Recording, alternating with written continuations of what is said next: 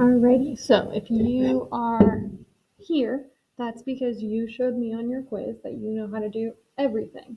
So we are ready to move on to the next thing, and then hopefully you can be my teacher leaders for the people who have not learned it tomorrow. That's the goal. So if you notice at the top, here's the formula that you're going to use. Notice how this time it is cubed instead of squared. Notice how the radius is cubed, meaning to the third power, instead of squared. So it's going to be a little bit different button on our calculator. I know some of you will know it, but just keep that in mind. All right. So we are literally going to start with our formula. So we have 4/3 times pi times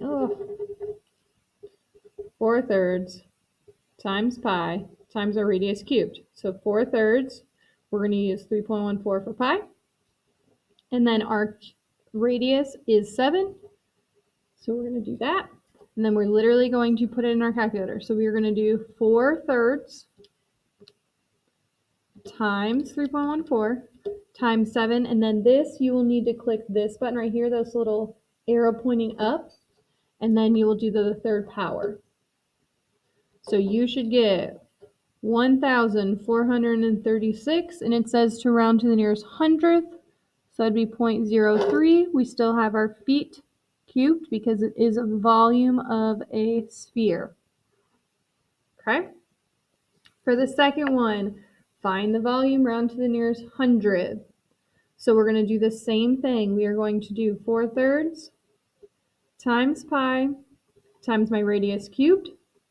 This time, when I do my 4/3, my 3.14, notice how this is our diameter.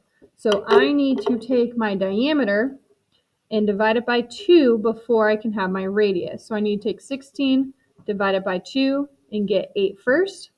So this is going to be times 8 to the third power. Times 8 to the third power.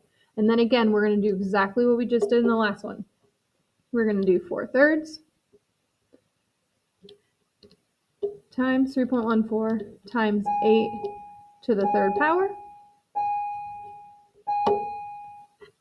And this would be 2143.57, and this would be feet cubed.